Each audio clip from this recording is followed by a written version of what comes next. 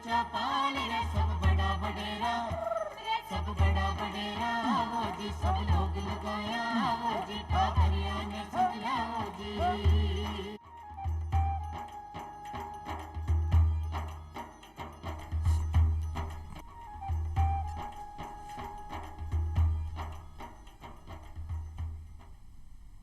चौपाल देखने वाला सबला दर्शका ने राम राम सा। भाई आपने देश की आधी आबादी महिलावा नहीं कहो जावे है। अगर आप महिलावा की स्थिति देखें और परिवार के हिसाब से समझा तो एक महिला अपना परिवार को प्रबंधन बहुत सही तरीका से करे, चाहे वो शिक्षित हो या अशिक्षित हो। लेकिन अगर परिवार में महिला की भूमिका ने समझो जावे तो बहुत ज़्यादा ज़रूरी है। अगर महिला सही तरीका से काम नहीं करे तो परिवार की अर्थव्यवस्था यूं ही बिगड़ जावे। यहाँ ही अपना समाज की बात कर सका हूँ और यहाँ ही अपना देश की। तो सबसे ज़रूरी बात आई है कि आप सब समझ चुके हैं कि महिला को सशक्त होना बहुत ज़्यादा ज़रूरी है। महिला अगर आत्मविश्वासी है, सशक्त है, सक्षम है और आत्मनिर्भर है तो वो सब कुछ कर सके है।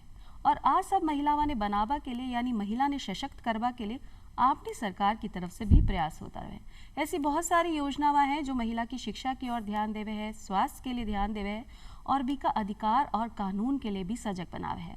जी हाँ, आज की चौपाल में आप चर्चा कर रहे हैं महिला सशक्तिकरण की योजनाओं का बारे में।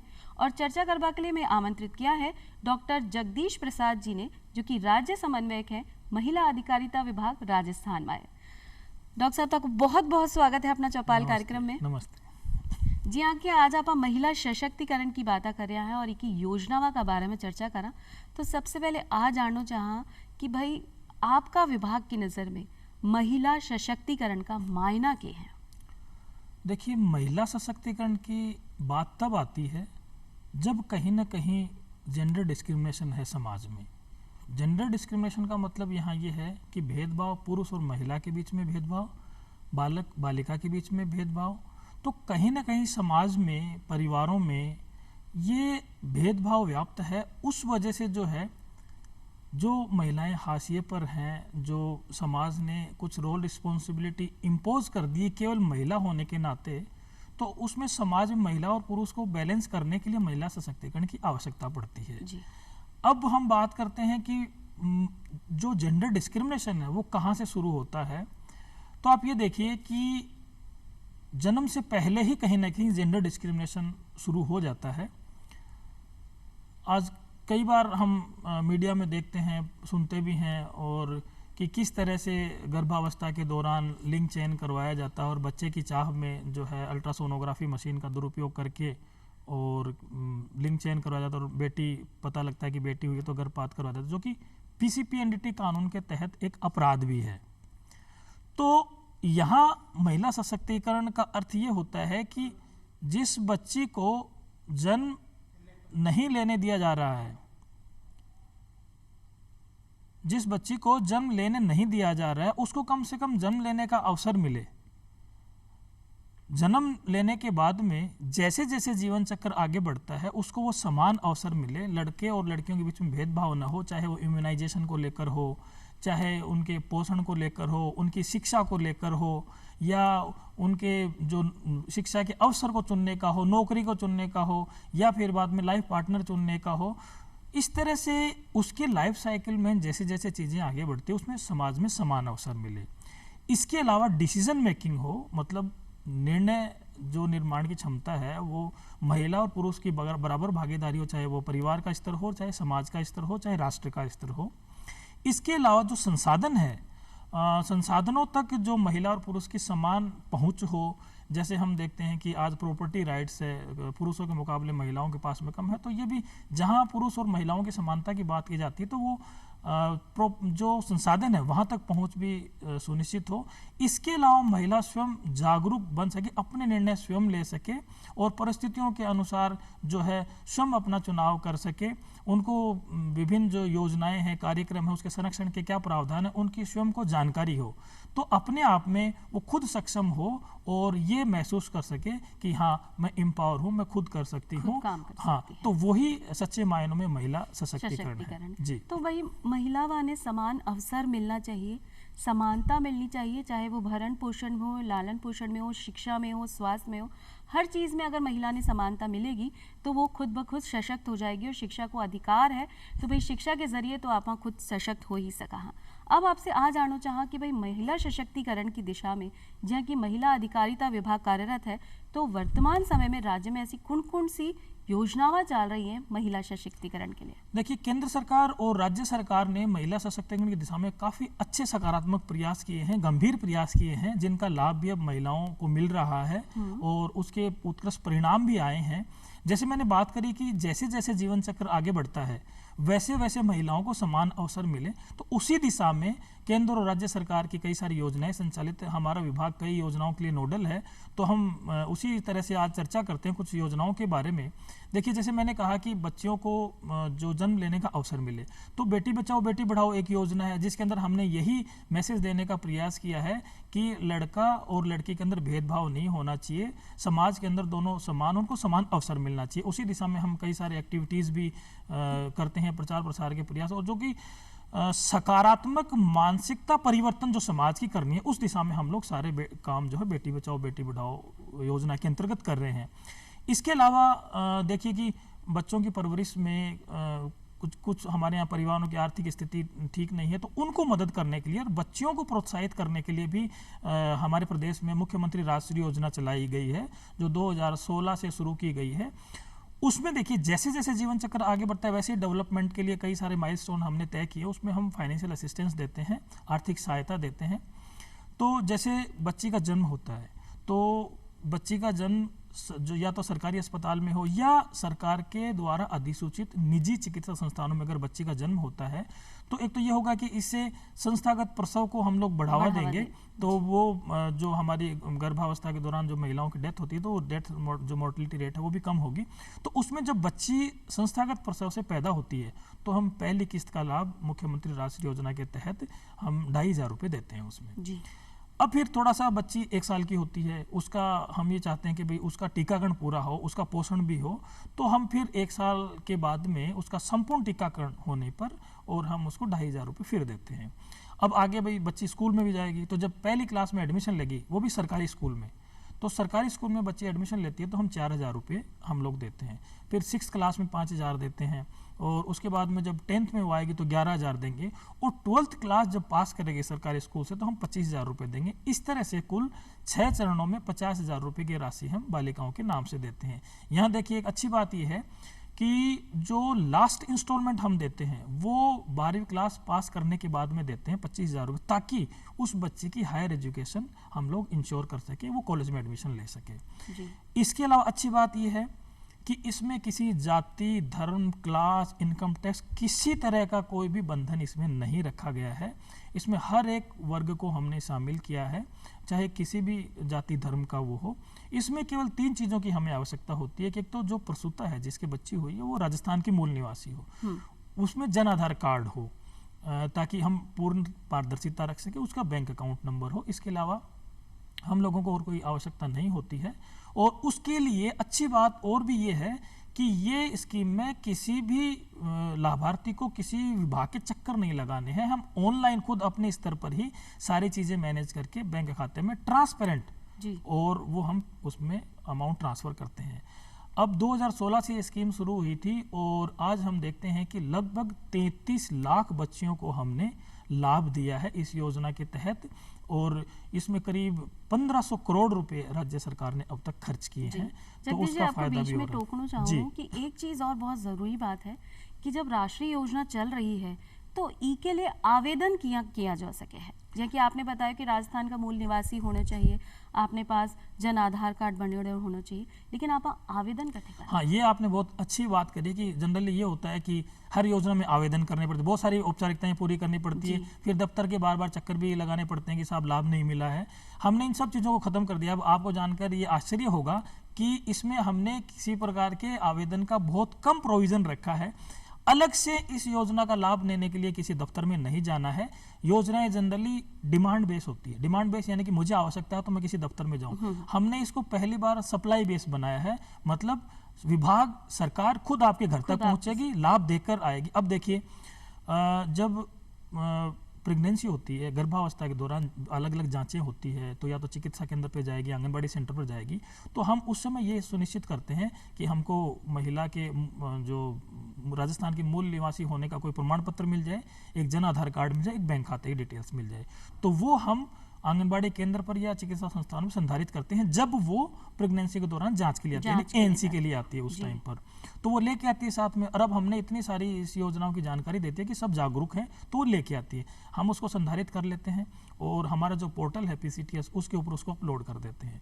अब वो सारे डॉक्यूमेंट आ गए हमारे। इन केस कई बार क्या होता है कि नहीं ला पाती, कोई रह जाता, तो जब जिस टाइम पे डिलीवरी होती है उस टाइम पर हम लोग मंगवा लेते हैं, तो वो सारे हम लोग पहले ही पूरा कर लेते हैं। और डिलीवरी होने के बाद मुझे पता लगता है कि लड़की हुई है, तो फिर हम उसका बैंक अकाउंट हमारे उसमें होता ही है, डिटेल सारी हमारे पास में होती है, तो हम उसके खाते में ट्रांसफ़र कर लेते हैं। अब इस देखो पहले चरण में हमने लाभ दिया, कहीं किसी अलग से किसी दफ्तर में नहीं जाना पड़ा। अब 1 साल की हो गई बच्ची, टीकाकरण करवाने हैं जी, सारे चिकित्सा संस्थान, आंगनबाड़ी सेंटर ये सब फैसिलिटेट करते हैं टीकाकरण में, तो टीका लग गया, हमारी सारी जानकारी आएगी PCTS पर, उसको केवल इतना करना है कि हाँ भाई मेरी बच्ची जीवित है, 1 साल पे जीवित होने का एक प्रमाण पत्र लगता है, वो भी हम वहीं हमारे हॉस्पिटल में आंगनबाड़ी सेंटर पे ले लेते हैं। और उसके बाद में जैसे 1 साल पूरा होता है, बैंक अकाउंट नंबर ऑलरेडी हमारे पास में होता है, उसमें हम दूसरी किस्त मतलब है आपने जो लाभार्थी है बिना कुछ करवा की जरूरत नहीं है। आज जो भी जितनो भी डेटो है आप सरकारी अस्पताल से या कोई भी प्राइवेट अस्पताल है वठे से ले सका, और खुद ब खुद सरकार की तरफ से प्रयास किए गए कि सेवा आपके द्वारा आ जाएगी। मतलब जो राष्ट्रीय योजना को लाभ है वो सीधे सीधे आपको मिल जाएगा।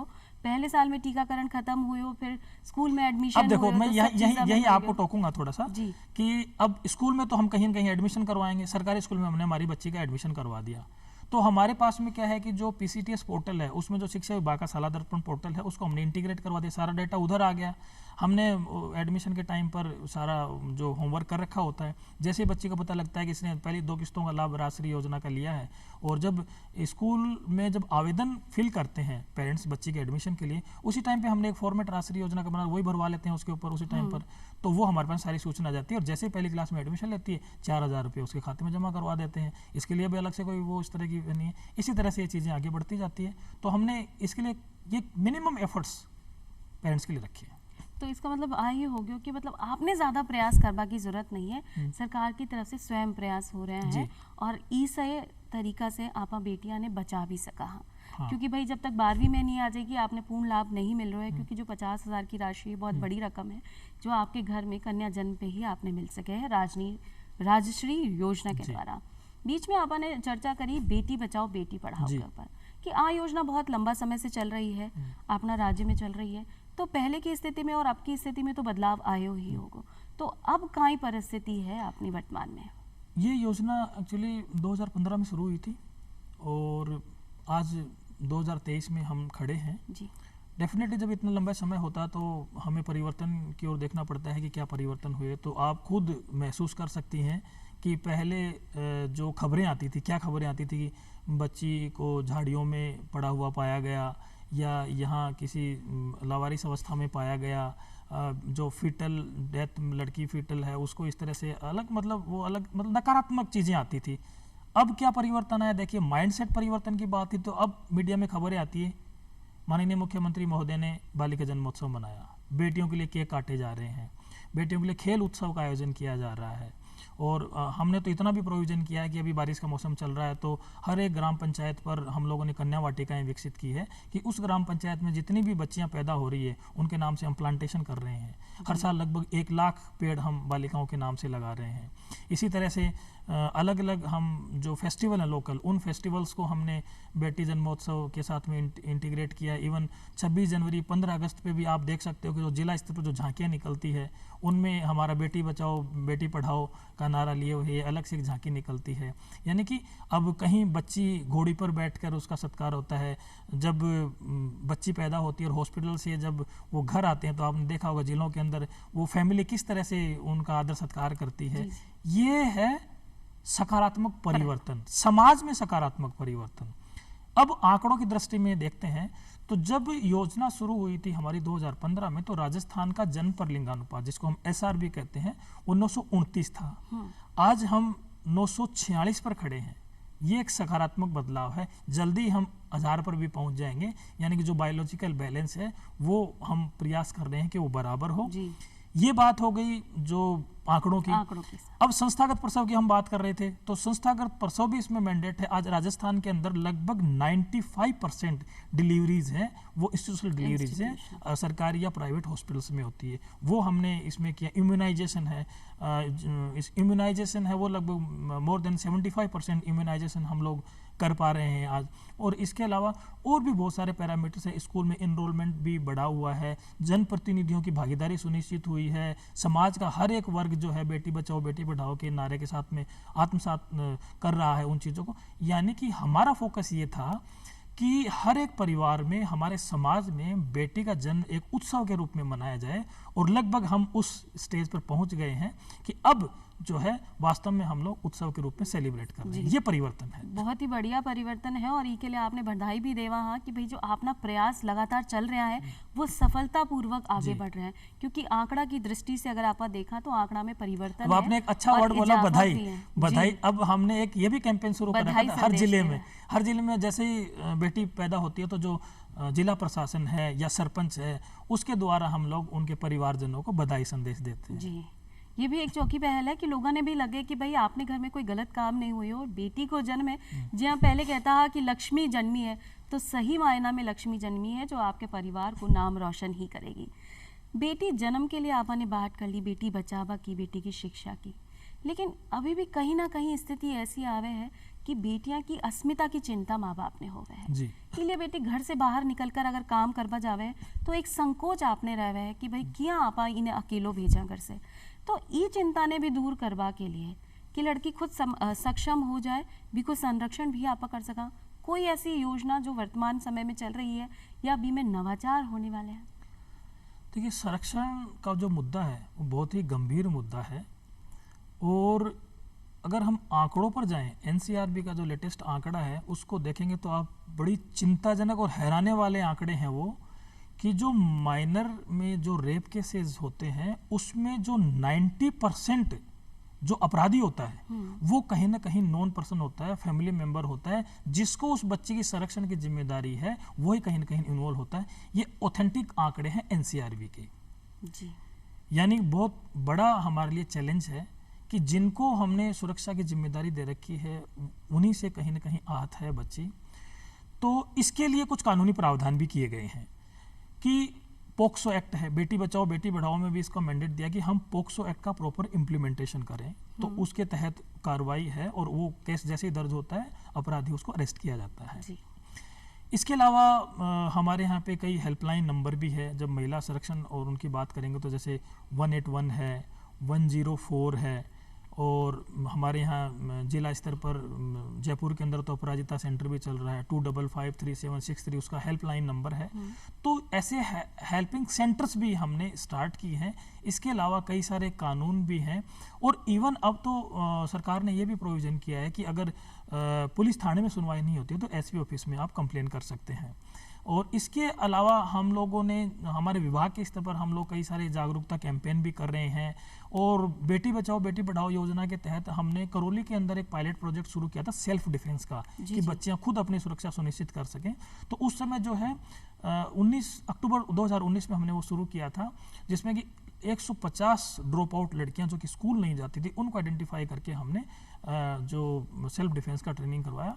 और आज वही जो कैंपेन है सारे स्कूलों में बच्चियों के लिए सेल्फ डिफेंस के रूप में चल रहा है। यानी कि हम बच्चियों को खुद को हम इतना मजबूत करेंगे कि उनको किसी सहारे की जरूरत ना पड़े। एक तो ये हो गया। इसके अलावा स्टेट गवर्नमेंट की तरफ से जो है निर्भय स्क्वाड भी चल रहा है। स्कूलों के अंदर कोशिश कर रहे हैं कि शिकायत पेटियां भी लगे, जैसे स्कूलों के अंदर मोलेस्टेशन होता है। और यहाँ जो कानूनी प्रोविजंस है उसके लिए राज्य सरकार, केंद्र सरकार और हमारे अधिकारी सभी काम कर रहे हैं।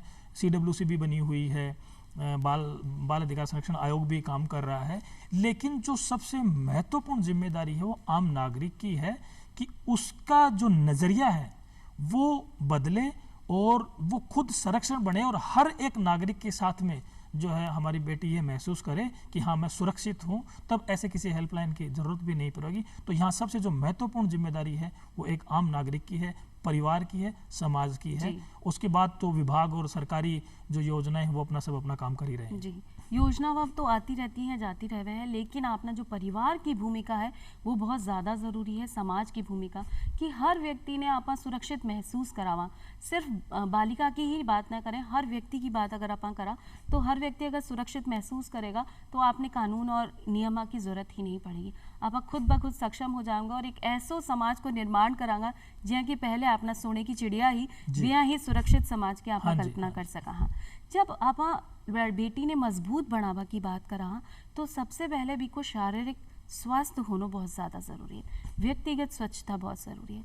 तो इन्हें लेके कि बेटी एक स्वस्थ जीवन जिए, भी की शरीर हष्ट पुष्ट हो, ऐसी कोई योजना आई है?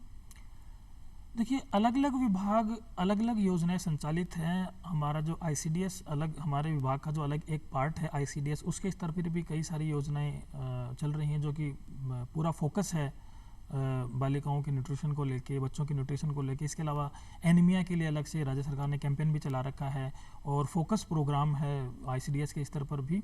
इसी तरह से हमारे यहाँ पे जो एडोलसेंट गर्ल्स है उनके माहवारी स्वच्छता प्रबंधन के लिए उड़ान योजना आई है। उड़ान योजना के दो पहलू हैं कि एक तो जो झिझक है माहवारी स्वच्छता के बारे में जनरली समाज में बात नहीं की जाती है, तो उस वजह से क्या है कि हाइजीन रिलेटेड कई सारी समस्याएं होती है जो खुलकर बच्चियां नहीं बोल पाती हैं या एडोलसेंट गर्ल्स महिलाएं नहीं बोल पाती हैं। तो वो झिझक दूर करना, सही कंसेप्ट, सही तथ्यात्मक जानकारी महिलाओं और एडोलसेंट गर्ल्स तक पहुंचाएं कि मेंस्ट्रुअल हाइजीन में क्या प्रिकॉशंस रखने चाहिए, क्या मिथ है उनको, जो गलत धारणाएं हैं उनको, भ्रांतियों को दूर किया जाए। तो ये इसके अलावा राज्य सरकार की तरफ से सैनिटरी नैपकिन डिस्ट्रीब्यूशन, उसके लिए टारगेट ग्रुप हम लोगों के यहाँ है 1,51,00,000 महिलाएं और किशोरी बालिकाएं। वहाँ तक सरकार की तरफ से सैनिटरी नैपकिन निःशुल्क वितरित भी किए जा रहे हैं अभी। और 1,00,000 वितरण केंद्र हमने उड़ान योजना के तहत सैनिटरी नैपकिन डिस्ट्रीब्यूशन के लिए हमने शुरू किए हैं।